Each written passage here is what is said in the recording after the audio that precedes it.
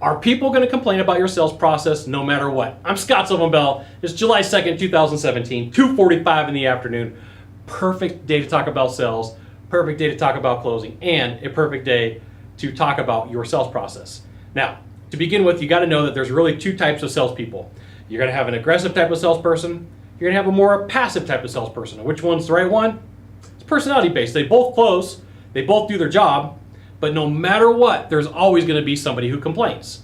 Now, this comes up because I did a ride-along for a company, and I went and rode with their salesperson, and here's what happened. We go do the sales call. We meet with the buyer. I'm writing co-pilot. I'm taking notes.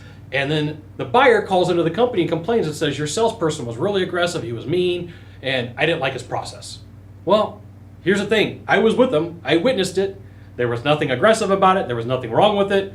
And it was a fantastic presentation. But for whatever reason, the buyer felt rejected, and the buyer had some problems and decided they were going to call and complain. It happens. Now, here is the challenge for you.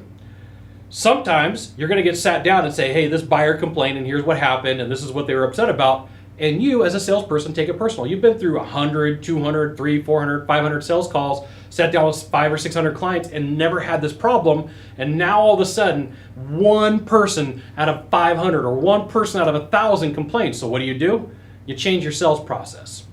I will tell you that there is a difference between a legitimate complaint from a buyer, from a salesperson who went too far, and somebody who was just complaining because they felt like they needed to call and vent because that was their way of rejecting you as a salesperson.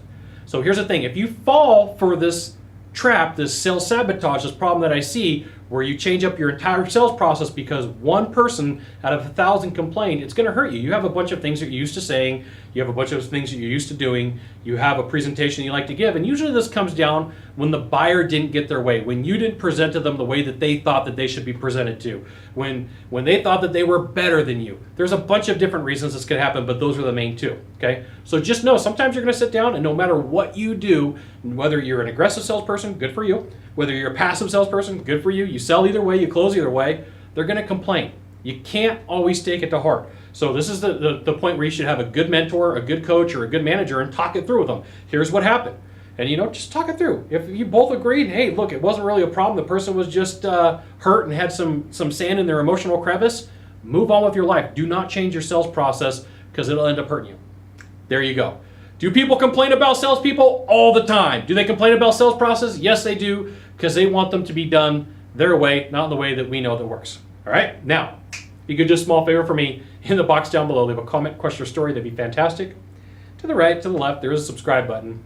You know what you got to do. You got to subscribe. And then last of all, you can send it out to all your friends via StumbleUpon, Facebook, Twitter, Google+. Why not even LinkedIn? Scott Sylvan Bell. We'll see you soon. Thanks for watching. Aloha.